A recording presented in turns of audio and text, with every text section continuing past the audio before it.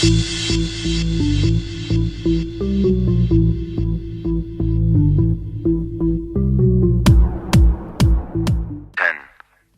9, 8, 7, 6, 5, 4, 3, 2, 1, 0.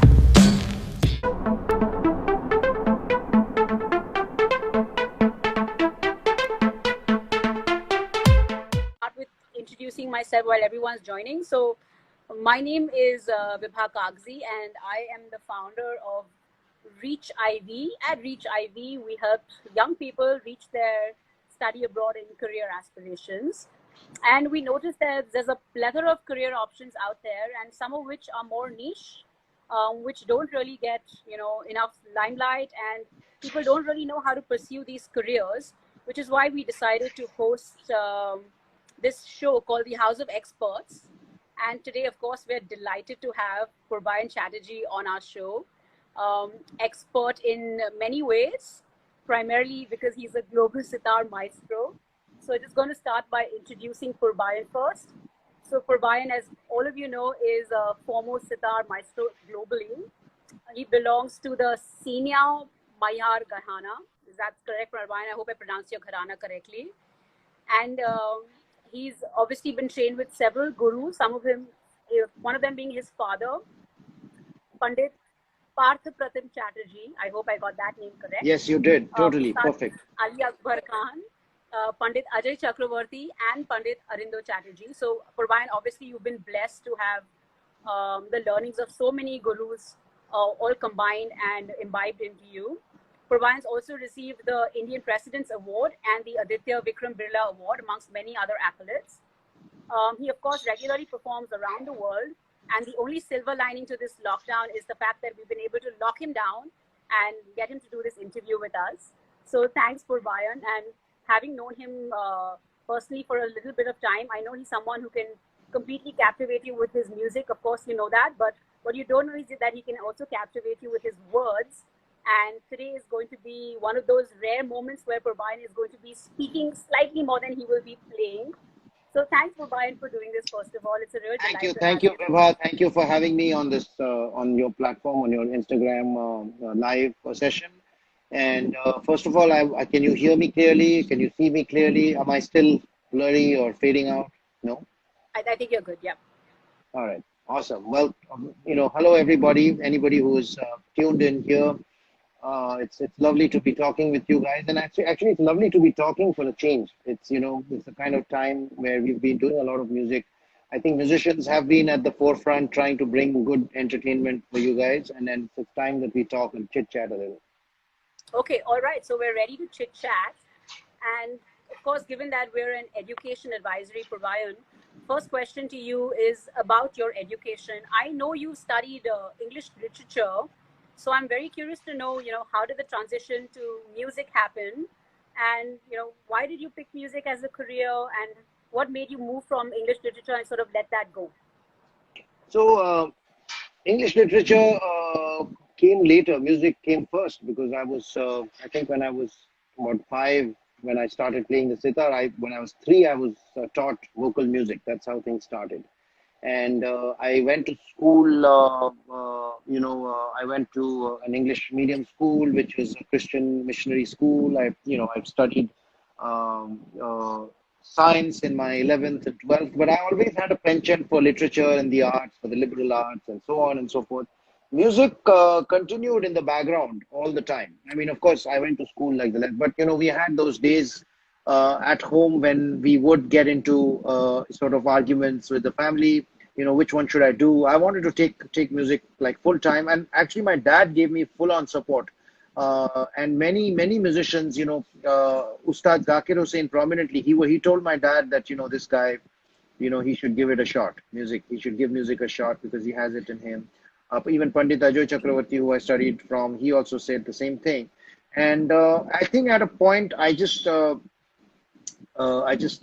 the leap of faith, which was I think somewhere around college. I mean, I went to Presidency College. I did my honors in English literature, and then I was traveling in the U.S. I think my mom managed to somehow get my signature and enrolled me for a master's degree, which I really didn't want to enroll. So I did enroll for a master's degree and I did go for some time, but I just, I couldn't take being in the classroom. Although I have a great deal of love for literature. I have a love for many things. I love the law.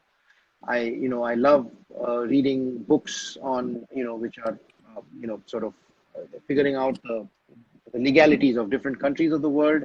I am a tech lover, as you might have seen in the recent times. I like cracking the system when it comes to technology. So many interests, and music is, of course, the bread and butter, and that's how it goes. So many interests, but one foremost passion, which took its shape in the form of music. And I guess you said because Oh, you many, started many, no, early, many passions, many like passions as many, well. many multifaceted passions. I mean, I'm very passionate about the movies and all that, but yeah, it's just that music is the bread and butter, and I happen to love that too. So it works out fine for me. Okay, it works out fine for your audiences as well. So we're glad you took that leap of faith. Can you tell me a little bit about just growing up? Like, how was it growing up around your father and all these other musical influences you had around you? Was it overwhelming? Was it inspiring? How did that impact your childhood?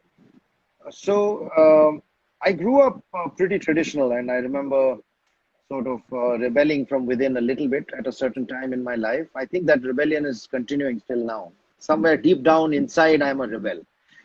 Outside, I've become much more of a conformist now, and I try to stay within the system. Try to stay within the system, but there is a bit of a rebellion going on all the time. And so I was brought up pretty traditional, with traditional values about music, traditional values about pretty much everything in life. But as luck would have it, as much as the circumstances were traditional, I was also traveling the world with my dad and then subsequently on my own. So I was getting to see a lot of different perspectives. I was getting to learn a lot about sort of a world view about things, and generally, what that did was that rebel within me slowly found its way out, and here I am. Okay. And since we're on the topic of your childhood and all that, just a little bit about what's your take on musicians who don't come from families where from a young age music is cultivated and a sort of first time entrance into this field. Do you think there is an advantage to just growing up in a family where music is just in and around you, or Well, let me tell you this, Vibha. India, uh, unfortunately, is a country, and I have no qualms saying this. India is a very nepotistic country. Mhm. There is a lot of hierarchy around families in every field. Not only music. It's sure, just all law, pervasive, doctors, it all everywhere. pervasive. Yeah, yeah, yeah. The film industry, and Yeah, it is not necessarily the best situation for fostering meritocracy, and also not the best environment for fostering original ideas. It's a country right, full of herd mentality. There's a very Indians are very like they stand in queues. Anywhere they see a queue, they'll stand, and sure, so there is a big advantage.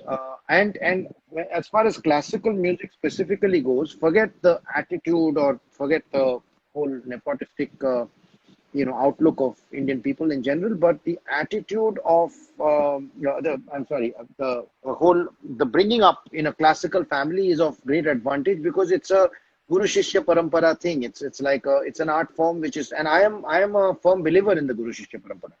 You do need to inculcate that bond with your guru where you are constantly locked in with right. his or her not just philosophy about music but about life and about so so I don't know. I mean, all that makes growing up in a musical family a great advantage. Now, I've seen both sides of it. My dad, of course, I got the training and the talim at home because of my dad. I mean, I knew all the great legends of our music. I had the opportunity, and I continue to have the opportunity of hanging out with them or learning things from them. But at the same time, I have also seen things the hard way. I have learned a lot of things the hard way, which necessarily would not have been the case. There is a lot of protocol and there's a lot of stuff that we have to navigate around. But it's just what it is. I don't believe in like as much as there is the rebel within me, but I still don't believe in sort of, I don't think you should just rant. That doesn't help. You need Sure. to do things. You need to do the kind of things that you want to do. And hey, I mean, there are systems everywhere in the world, and there are things which are part of the culture. You just need to do your own thing. And if you really believe in yourself, believing in yourself is very important, I think. Once you find that Sure. kind of self belief, you can navigate your way pretty much around any system. And I don't know. That's my belief system, right? Sure. I mean, I also feel like, lineage it's a double-edged sword, right? Because with lineage comes expectation. So while the lineage, of course, you're saying it helps you because you had this in your home environment, a lineage comes with a burden as well, right? For many people, then it's like living up to your father and that legacy and all that. So I feel like lineage can work for or against you, depending on your circumstance. Yeah, people say that, Vibha, but very honestly, it doesn't really work that way. Those expectations that people talk about, very honestly, what do you mean by expectation? If you're talking, how do we measure success? What are the benchmarks? It's very important, even if you're, since, you are in the field of education. How do you see in education, in a formalized system of education, there is a grading system, for instance. Sure. Okay. You can land yourself a job with an impressive pay packet. So there are figures which are, Sure. assigned to it. In the case of music, which is not necessarily a institutionalized system, in India. I mean, here's the other thing is if you go to the West, there are conservatories of music. Your education in music is, I mean, if you go look at the Berkeley School of Music, which is one of the most, which fosters the most original thinking, I think, and one of the most sort of one of the Sure. better Most schools coveted for, schools. yeah, coveted schools for music.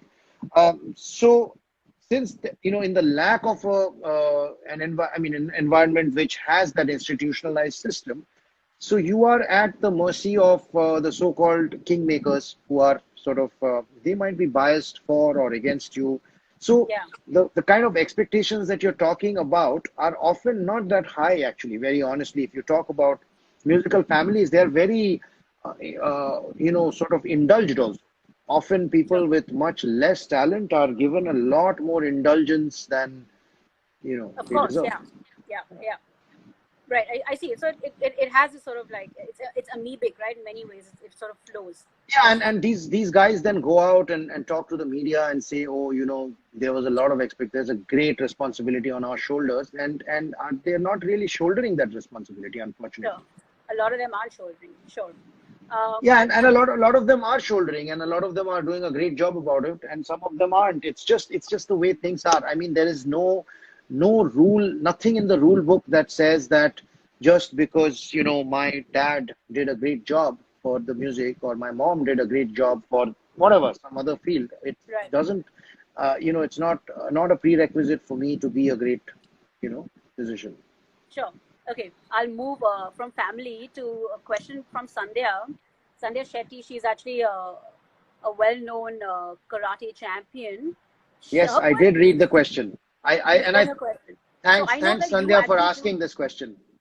I know, Purbayan, you actually do a lot of fusion. So I'm curious to understand your take on her question, which is about is do you feel like fusion is diluting classical music because you're actually on the other end of the spectrum. So what's your take on this?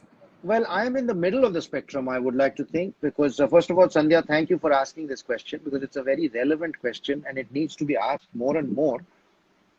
But it needs to be answered very honestly because so what is fusion? First of all, what is fusion? When let's talk about cuisine for a second. I'm a foodie and I'm certainly missing eating out now. So Sure. so let's talk about when you say a fusion pan Asian restaurant. What does that mean? That just means that there are different kinds of pan Asian cuisines which are offered, not just Chinese or not just Japanese, not just Thai. I think our music has become like that. We have more and more to offer with each passing day because we are exposed to more and more. There's the internet, there's travel, and there is people interacting with each other. So if you believe that your music is organic, what is organic? Organic is something that grows. Organic is symbiosis.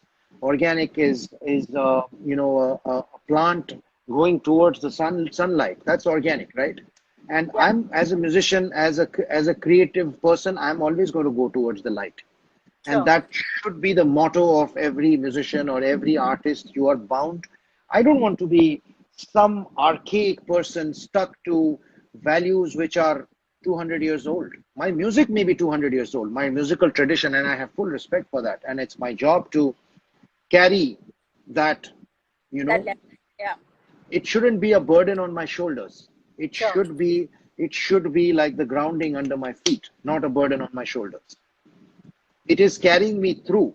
My tradition is like my skateboard. I am putting my feet on it and it's carrying me through. I have something to put my feet on. It is not a burden on my shoulders. So this instrument that I play, which is the sitar, is itself a fusion instrument. If there wouldn't have been a Persian influence on our culture, there wouldn't have been any sitar. So what Sure. is tradition? Today's today what you call tradition is yesterday's innovation, and Sure. it is Yes. transformed into tradition today. We Absolutely. have Wow. we have the I like that. incredible Durga Jasraj ji who is listening in. Hello, Durga ji. So good to see you here. Yeah. Please feel free to corner Purbayan and ask him any questions that you've always wanted to ask him. I'll be more than happy to take your question. Well, Durga ji has been doing a fantastic show called Utsaah, and I've been following several episodes of this show with several very talented musicians, and they have been performing. It's great to see fantastic work happening in the digital space, like never before, because it's just it's in keeping with the times. Durga ji, waiting for Art Prayer to start again. I've attended the concert many times, and I'm eagerly awaiting for the next series. So Purbayan Sandhya says thank you, and you are the future of music, and she wishes you all the very best. Thank you, We'll Sandhya. take our next question here I would from. like to say in this context, I would like to say thank you, Sandhya, and thank you for your faith and your love and whatever. But the future of music is actually incredibly bright. If you look at the future, it's wonderful to realize, there was a time when we were, young or whatever. It's good to be in a position where you can see the future. It's really important to be in that position, and the future is incredibly bright.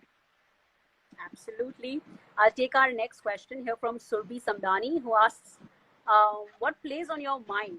Okay, good. So you play an instrument, but what actually plays on your mind when you're on stage? Oh, wow, that's a very deep question. So, sorry, I didn't get the name of who asked the Question was question. from Surbhi. Surbi. Okay. Surbhi Samdani. So, hey, Surbi, very deep question, and thank you for asking the question. So, it's a very multi-layered question.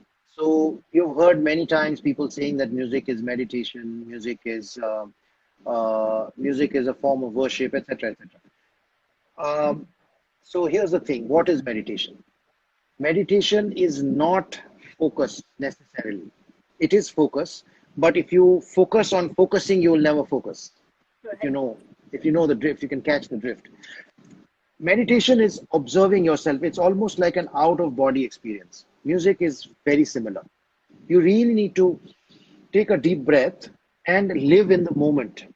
And the only way you can live in the moment is if you maintain a certain degree of detachment, certain degree of objectivity between yourself and your art. It's your art is not you. You have to remember that. You and your art are two different things. You take a step away from yourself, your ego, as it were, and you step from, the shoes of your own ego into the consciousness of your art. Then you are looking at yourself in the third person. That's when. So that is something of course, it's much easier said than done.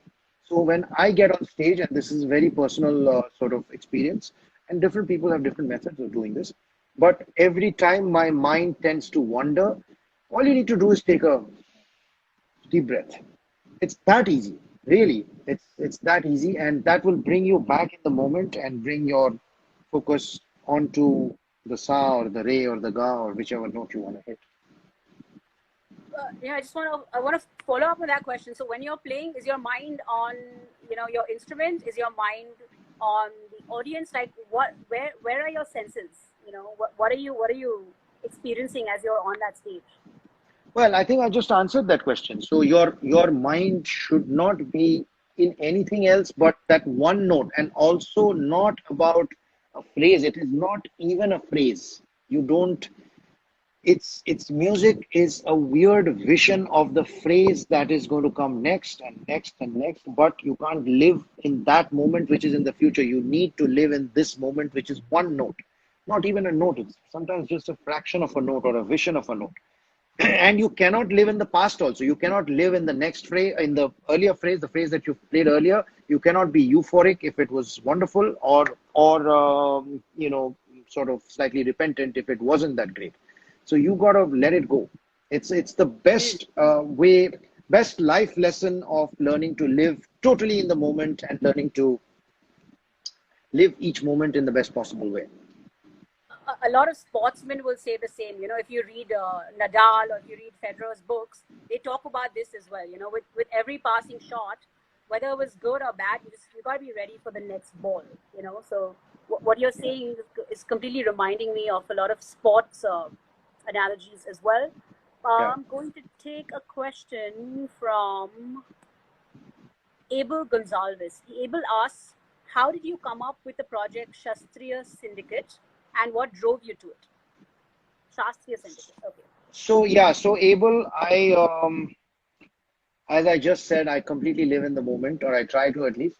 I have been, I think the various phases of my musical development are very strongly representative of of my development as a person. And when I did Shastriya Syndicate, I was in this phase in my life where I was trying to uh, find new modes of expression within the parameters of classical music. I think I was slightly resistive at this point of stepping outside the boundary of the raga, which now in hindsight is a very silly place to be in. But it was just, that phase in my life, and something good came out of it. I still love the stuff that we did. I got the opportunity of working with some of the finest musicians in the country, Rakesh Chaurasia ji, Jayanti Kumresh on the veena, Shubhankar Banerjee on the tabla, Paramat Kiran on the percussion, Satish Patri, and these musicians are now some of the top musicians of our country, and we got a chance to do something which was still very classical, but it was just it's a difference between content and form. The content was still intact. I was playing around with the form, and then at a certain point I kind of moved on, and I did my next project, which was String Struck, where I was ready to experiment with the content, and so on and so forth. And now I go back and try to live in all of these phases a little bit. So when I did my concert at JanFest at St. Xavier's College this January, we did a sort of revisit of Shastriya Syndicate, and I intend to continue doing that now and then. Okay, fantastic. Thank you for that answer, Abel. I hope that answered your question. We also have Indira Nayak here. Purbayan, I think you have performed with her. Yes, and I know her very well. She's an incredible musician. Thank you, Indira ji. I've been noticing your comments, and thank you for joining in. Really nice of you to be so I will kind. take a question here from Hari Nee, who says, if you weren't a sitarist, what other profession would you have pursued, or which other profession do you relate to? You know, in a career, in terms of your career. Hi, Harini. It's early in the morning in Dallas. I know Harini very well, and well, she's an artist herself in her own right. She sings, and she's also an incredible sort of event conceptualizer, and she's executed some top grade events. So, yeah, so I think Harini knows the answer to that question. I wear many hats. I don't know what I would have been. My grandmother used to tell me I would have made a good lawyer because I'm very good at grilling people, apparently. So I don't know. I have, as I said, I have a great penchant for the law. I have great interest in technology. I think I might have been a hippie. I might have been a hippie who does a little bit of everything and just enjoy it. I think I still am. I think you're still kind of living that life, huh? I think so. I mean, on some level. I mean, as much as I can. At least, you're in that mind space of just, being liberated enough to, I'm in that mind space of wanting to be a hippie. of wanting to be a hippie. Okay. it all starts with desire. So if you have the desire, it might She actually says, pan she out. says, she says entrepreneur. I don't know. I don't, I don't think I have a great. So this is interesting because you are an entrepreneur yourself and a jolly good one at that.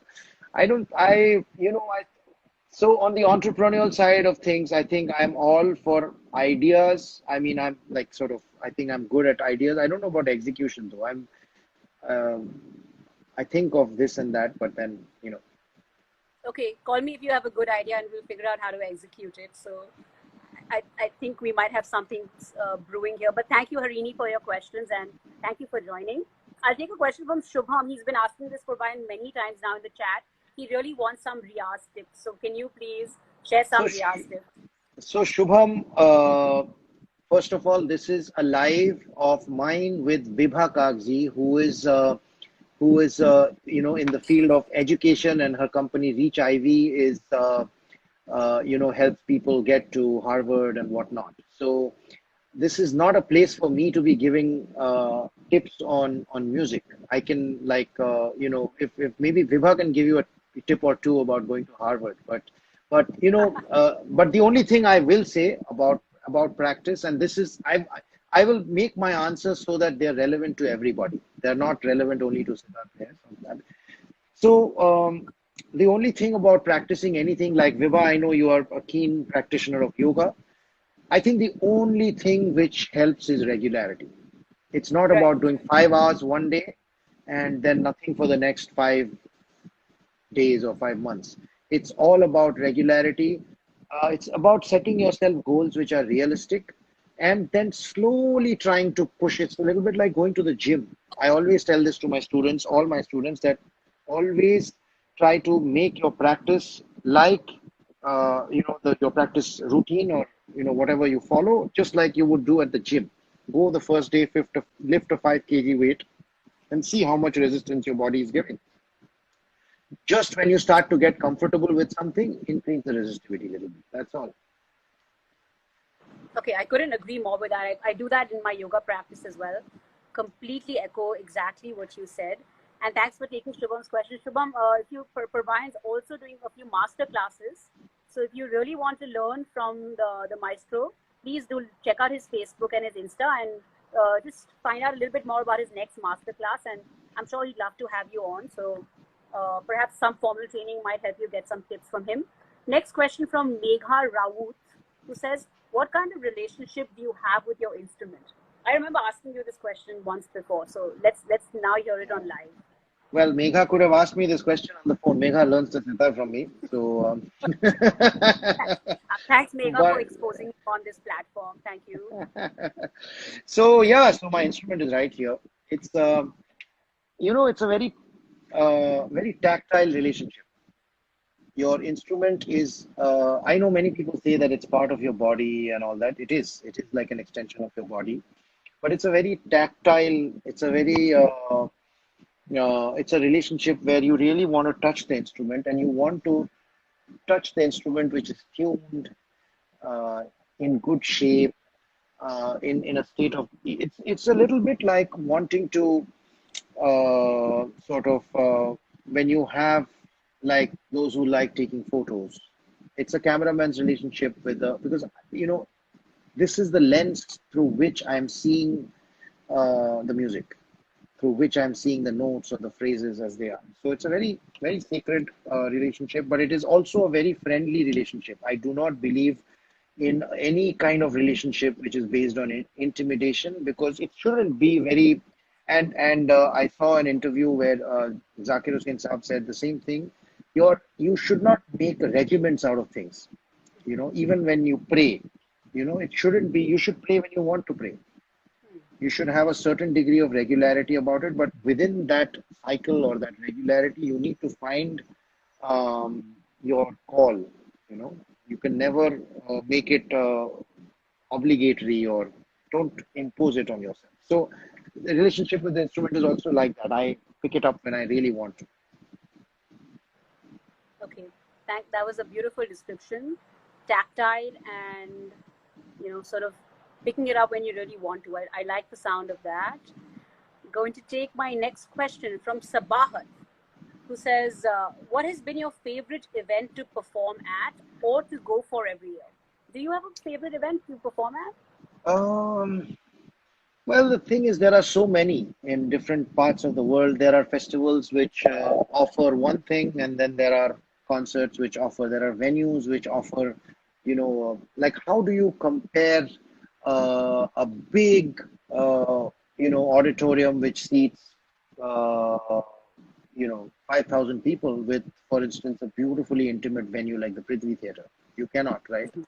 So there are many favorites actually. To answer that question, I don't want to single out one because then the rest of the our chit chat would be that only talking about venues. Is there a preference? Do you like the bigger spaces? Do you like the smaller mehfils? Like where do you feel? Again, it's really like the two offer different kinds of things, and when I want, there are times when you really crave that intimacy with your audience, and then there are times when you want the big, sort of big stage. And And are there there any, yeah, It's please a go ahead. very interesting question in these times because it's funny how right now the venue is this where I'm sitting right now. So all the digital events that are happening and fingers crossed, there's stuff happening and I sit here and I work. This is my office. I come here and there are multiple digital events sometimes in a day and so you don't differentiate from one venue to the other anymore. So while we're on this note of the work you're doing, um, can you tell us a bit? I've been following a lot of your stuff, the platforms you set up, the musicians digi stage. I know you've done a lot of stuff. You did an event just last night. If you could just tell us a bit about how is the music industry adapting to COVID-19, and where do you think this is going to go? What is happening in We music? have the incredible Richa Sharma ji just joined us. The diva, the amazing Richa Sharma ji, who I'm a big fan of. She's just joined us. So I wanted to say hi Hello, to her. Richa Hi. ji. Hi So Richa ji. amazing to have you on the show. Um, Please do feel free to ask Purbayan anything you've always wanted to ask him, and we will have him exposed on the show today. So the Oh, feel that free to sounds ask the scary. question, Richa ji. So, so Purbayan, tell us about the industry. What is going on? Yeah. How are you guys adapting to COVID and Richa ji says, loved last night's digital. So Richa ji, in fact, I'm very grateful. I'm going to pick up that answer from that thread. perfect? Yeah, Richa ji, I'm very inspired by many of the things that Richa ji has done. She started this thing called Surili Chai with Richa, where me and my wife Gayatri were privileged to be part of that show. And see, intelligent people always sniff the future and Richa ji, somebody like Richa ji, even somebody like Ustad Zakir Hussain Saab, even Shankar Mahadevan ji, these people were uh, immediately on their digital platforms, connecting with their fans, trying great. to trying to create also trying to create because it takes a little time to create a connect and as far as my ideas were concerned, so I went into this. I think the first 2 weeks were one of shock and denial because we had this lifestyle where we would travel and it was kind of fun. And all of a sudden, to be hit with the prospect of having to be grounded for a few months was a bit scary. I mean, is a bit scary. But so I started this thing called Musicians Digi Stage, which is incredibly sort of. You look at the name; it's almost uncannily, like in the direction where we are headed. So we started this, but essentially it was a community of music, and it remains a community of musicians coming together, trying to produce good quality art. We came up with a motivational song, which is "Humko Man Ki Shakti Dena," which is from a movie. But we had very incredible artists like Priyanka Barve, like Saran Kulkarni, like Nandini Shankar on the violin, my wife Gayatri. We had Shivam Mahadevan, Shankarji's son, who's an Yeah, incredible singer in his own right.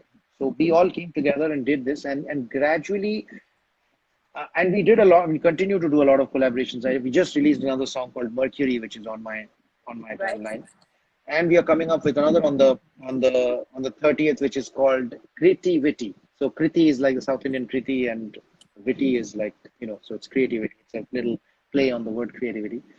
So things like that. But then I gradually came into this sort of I met uh, I met this incredible genius called Aditya Srinivasan, who's a recording engineer from Chennai. Him and Mahesh Raghavan, who is a path-breaking iPad player, and has like they are both Berkeley School, toppers, Trained. and Yeah. so we came up with this thing where we were like, we have to sort of crack it and be able to play live, and that's what we did. That's what Richaji was mentioning. We did this yesterday, and by the grace of God, touch wood, it panned out okay. So we plan to do more. Let's see. I mean, it was just a first. There are many sort of plugs, many sort of holes that need to be plugged in the system, and hopefully we can figure it out for other musicians also, so that we can all start playing together. But I think Vibha, this is just my personal point of view. I think we'll get back to traveling and get back to concerts, maybe in a matter of months. But I think this digital platform is here to stay as an alternative platform, and it's much in the same way that CDs still exist. People still buy Sure. CDs, and Yeah. yet we have MP3s, and now we have streaming services. So it's not even an MP3 file which sits on your computer; it sits on some other server. So it's Sure. all these things develop parallelly. Sometimes things which you think are terrible or a disaster for the industry actually take you to somewhere else. It's just Sure. a route to some other undiscovered territory.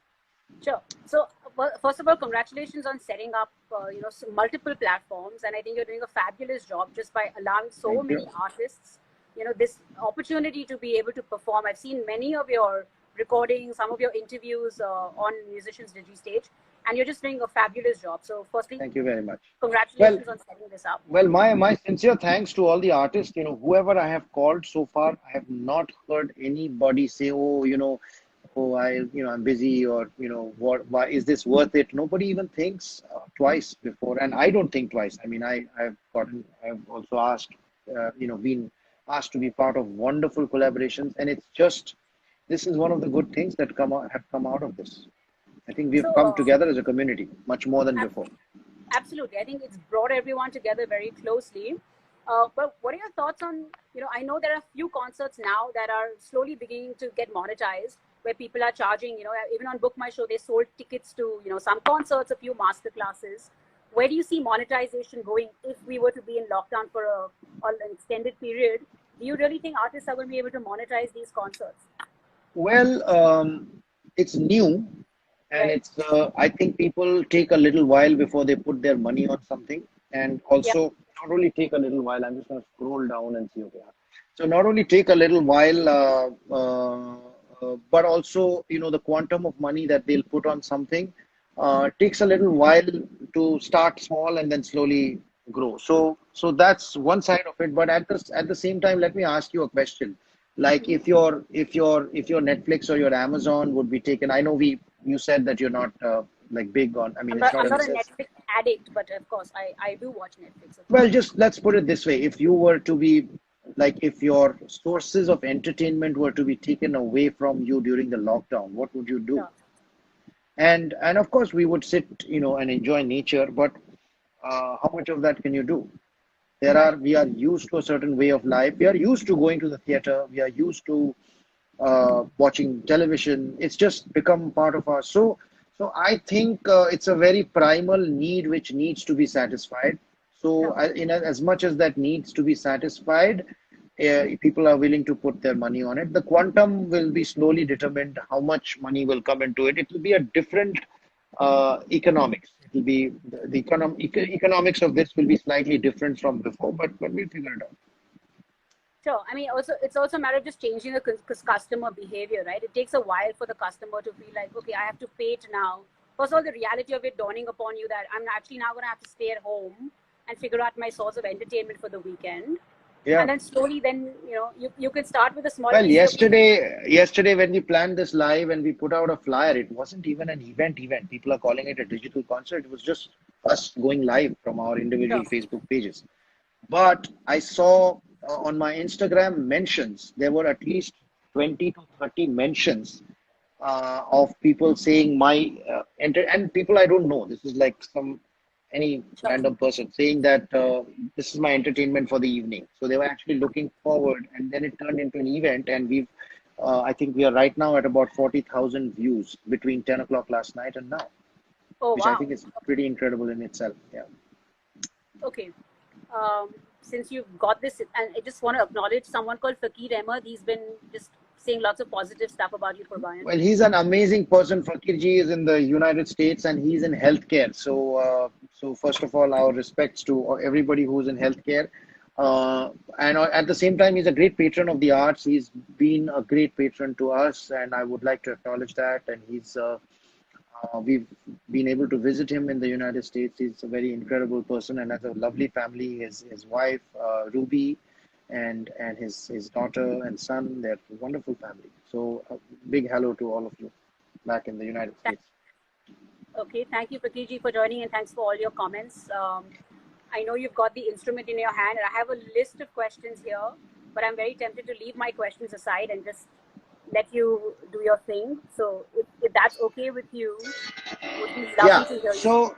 So before I sign off, I'll play for some time. So if you have any other questions, I would rather not talk after I've played. Okay, sure. So then we Fair just enough. say goodbye. So if you want to ask a question or two, we will do that, and then we'll Yeah, play okay, for a little sure. while, Absolutely. if Absolutely. that's okay. Okay, Yeah. so I want to understand for the benefit of people who actually want to pursue this career, what is the career trajectory in terms of how much can you monetize this career for? So is this a career that's financially lucrative for people? And at what point do you start formalizing it, getting a manager on board? How does that transition happen for anyone who'd want to pursue this career? So there comes a time in everybody's life when you either believe in yourself or you don't. And you will know best whether you have it in you or not. That's, I think, with any career. Sometimes people are pushed into careers willy-nilly and they continue to have perfectly successful lives. But mostly, if once you start following your calling, you will know yourself whether you have it in you or not. Sure. I would say music is not an easy career because there is no currency for talent. You can't measure talent, with, as I said, there are no marks, There's there no are no, yardstick. Yeah. well, there are yardsticks, but the yardsticks are far more abstract. Right. Of course. So it's a bit of a, and also there are, there's ups and downs. Like, look what we are going through. The arts and entertainment industry is definitely, suffering an existential crisis, but at the same time, uh, generally it is a viable career, much like sports, much like you have to find your niche, and that is a very, very important thing to do, because you got to see what your niche is, and you need to know what you want to do, even within the music, what kind of music, what genre, where you want to be seen, and these are things you need to know. And as far as hiring a manager is concerned, see, that is secondary. I always believe in things coming to you. You have to meet your destiny halfway. You have to take a few steps. If you are desperate enough to go all the way, then sometimes your destiny just runs away from you. At the same time, if you are so lazy that you're not willing to take the first few steps, then she won't come to you. So you got to walk halfway and see if she's coming towards you. If she's coming towards you, then you got to go with her. Otherwise, you got to find some other, you know, version of it which will come to Sure. you. Okay, I think that was beautifully explained. Thank you. So I really like the part about just firstly defining your niche, because I think a lot of people just they get lost or caught up without really finding their space. It's a big world out there, right? Even the world of Yeah. music. So Yes. okay, that I think that was beautifully put. I'll just ask you a last question. Sure. So this is about your son. So how is it like raising your son in this world of music, which is so different from the world uh, you were raised in. So, do you feel any differences in terms of, the music scene around as you are, and are you grooming him firstly to become a musician? And how is it Um, different? we are trying to make him grow up in an environment where he has access to different kinds of music and not just classical music. And and then leave it to him. He's of course going to school. He's doing his studies, and we stress the importance of education, the importance of having a holistic view of the world. You know, Sure. and I think I'm one of those parents who I am not one of those overachiever kind of parents. I really don't want my kid to want to buy the Rolls Royce or the, or at least even the BMW or the, or a flat in London or any of those things. It's just, I just want to give him access to the right kind of information so he can make the right kind of choices. It's that simple. When you bring somebody Right. up, whether it's arts and entertainment, I think with any other career, with even if you want to pursue, a career in education as you have, or if you want to be an entrepreneur, or if you want to mix and merge two different fields. I mean, there are a lot of engineers who have gone into management and made great careers out of that. I mean, it's good to set yourself some goals, but it's good to also be able to sort of navigate, as I said, your destiny. You need to walk halfway there and see who's coming towards you, what is coming towards you. So we are trying to bring him up in an environment where he can decide for himself. And for heaven's sake, I mean, we don't know what it's going to be like 10 years down the line. Sure, of course. Yes. Okay, so I like that approach. You said you just want to give him, access to all these Yeah, opportunities, and then let him figure it out. Okay. a Um, gentle nudge here and there is okay, but Gentle nudge, gentle. Okay, sure. I like that perspective on parenting. Thank you for sharing. And I think this Insta live thing has to end in yeah. So 59 minutes. Otherwise, I won't be able to save the story. So I'm gonna play for a few minutes, couple of minutes, and then uh, I'm just gonna sign off after that. So Vibha, thanks for having me on this show, and it's good that you're bringing different kinds of people here, and I will definitely follow your show in the future also. So, I'll and remain thank you so updated. much for doing this. In this lockdown, 6:30 p.m. is when I'd probably be sitting in the auditorium watching your concert. So thank you for this treat. It's an absolute delight. Thank you so much. Can you guys hear me?